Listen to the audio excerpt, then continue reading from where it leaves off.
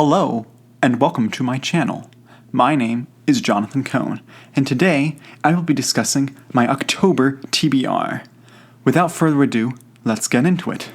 The first book on my TBR is Grave Peril by Jim Butcher. It is book 3 in the Dresden Files. I've read the first 2 books in the Dresden Files, Stormfront and Full Moon. I thought Stormfront was an okay novel. It had a great mystery, it had some fun action, some interesting fantasy elements.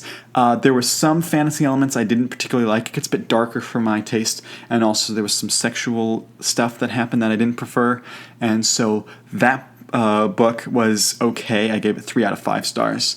And then you had Full Moon, which I just didn't like. I just didn't have a good experience. It wasn't fun. It wasn't interesting. The mystery wasn't great.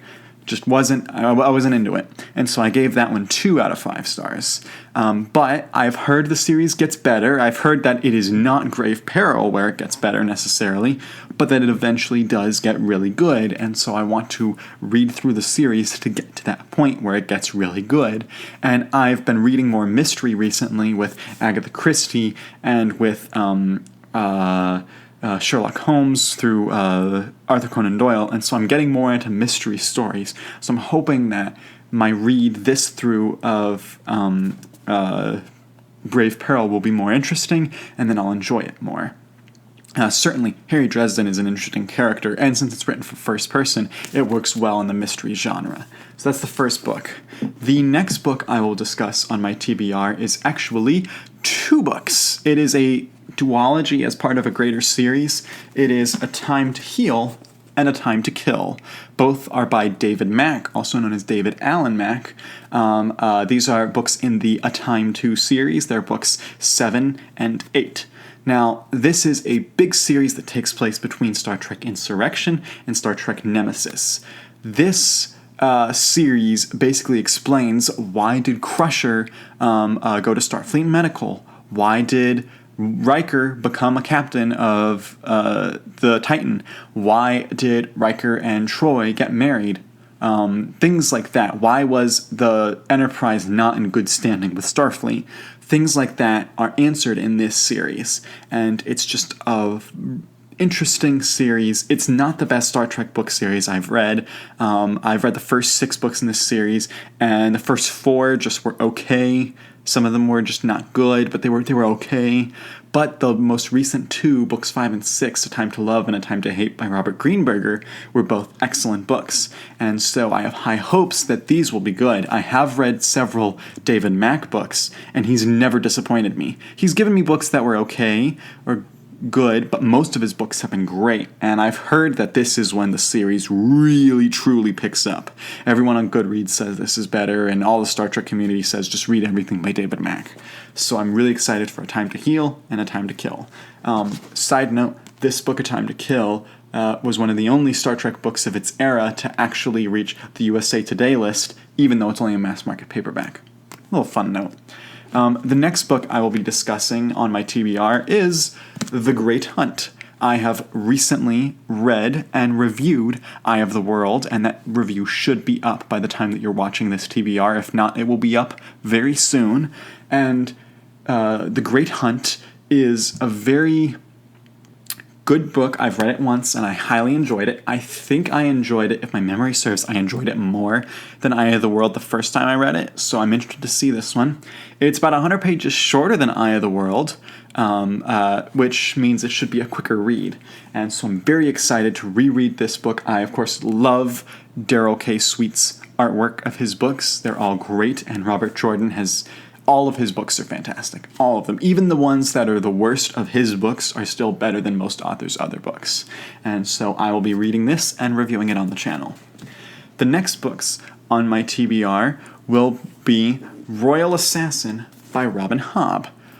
This book is the second book in the Farseer trilogy. The first book was Assassin's Apprentice, and I read Assassin's Apprentice back in August. Highly enjoyed it. I wrote a review for it, which you can find on the channel, and I thought it was a pretty good book. I thought that the first book suffered from having to cover so much time of of the main characters of life.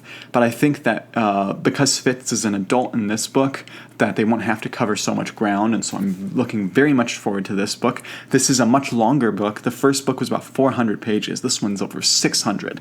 So it's a tome, just like the Great Hunt is a tome, but I'm very much looking forward to it. And I'm hoping that this book delivers on the promises of the series. The next book I have is a very interesting book. I didn't know this book existed till a few months ago, and that is Shadow Moon by George Lucas and Chris Claremont.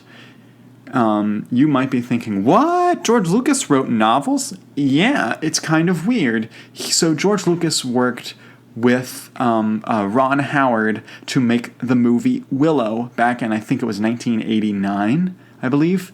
And Willow was a pretty fun movie. I don't think it was that great at the box office, but it's got kind of a niche, cultish film, and it's great. Got Warwick Davis, who's a fantastic actor, and I love the fantasy genre, and so this is the first of a trilogy in the fantasy genre, and I have not heard anything about this book other than George Lucas wrote the original story, and then Chris Claremont took it into a novel, and I am hoping that this has the same level of writing quality that George Lucas's other writing projects had. And so I'm very much looking forward to reading this book. It's high fantasy, so it's kind of up my alley, but I don't really know what to expect.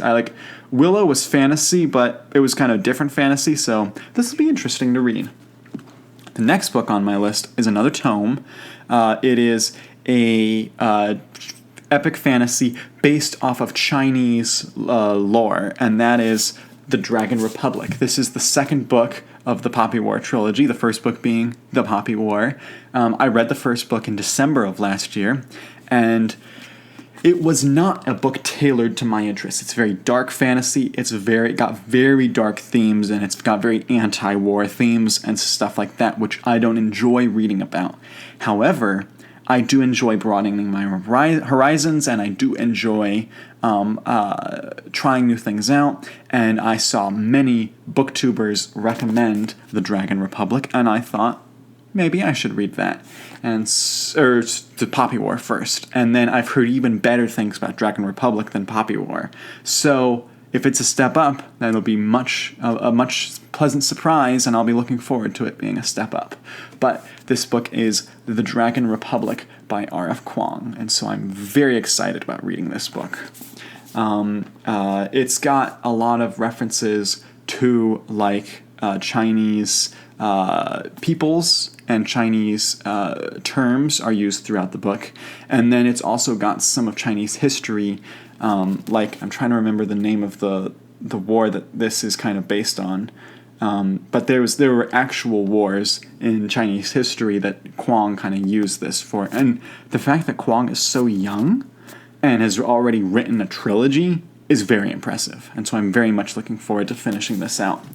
The next book is also the second book of a series, and this is Calibans War, the second book in the Expanse series by James S.A. Corey, which is the pen name for two authors into one. And I read the first book of this series, Leviathan Wakes, earlier in the year. I enjoyed it. Big sci-fi novels are not my thing. I mean, I like Star Wars and Star Trek, but that's tie-in. That's not sci-fi. This is high, epic, big concept sci-fi. It's a big chunker of a book. And so I am very much looking forward to reading this book. I don't know what to expect. I thought the first book was good. It was pretty good. But there's a lot of stuff about the writing style that irks me. And so I've heard that the writing style, those types of things, get worse in the future books, at least until towards the end. I heard they dip in the middle and then get better at the end. So I'm hoping I will enjoy this. We'll see. I have the third book purchased, so I might go through the third book and just give it up there. But you never know. I might enjoy it, end up loving it, and keep reading.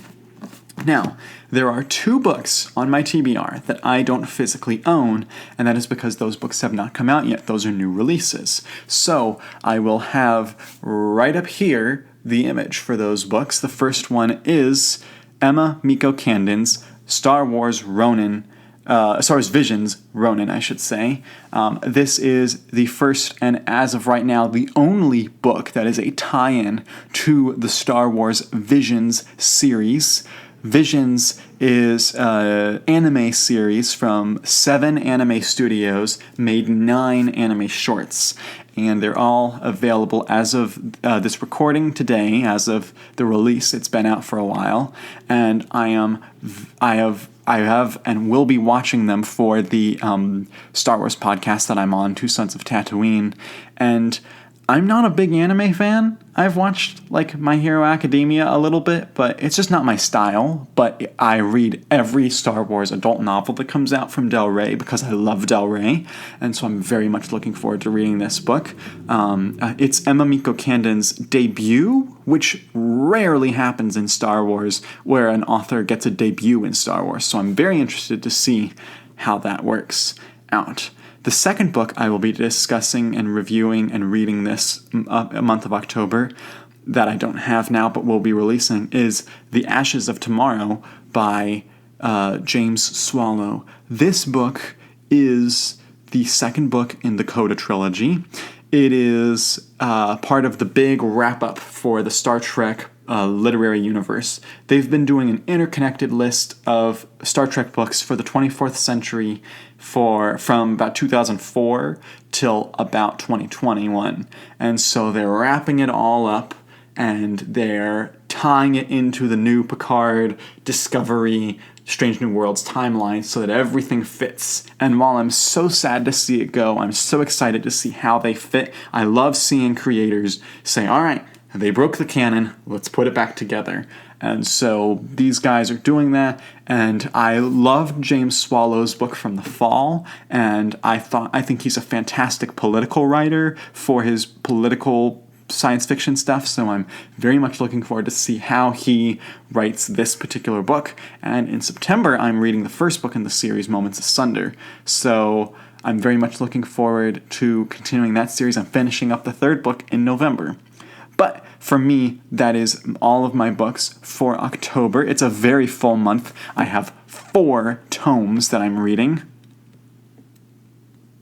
I'm reading 9 epic fantasy, sci-fi, Star Wars books. It might go to 10. It might go down to 8. I may have to cut one of these, which would be really sad. I may have to add more if I don't have enough time. We'll see how this goes. But that's my current TBR. But I'll be interested to see what you're reading in October and what you think I should be reading, and if there's any books on here that you really liked or any books that you really didn't like. And so thank you for watching this video. Please like the channel, subscribe to the channel, share it on your social media, comment down below with anything you want to regarding this channel or anything else. And until next time, I'm Jonathan, and thank you for watching.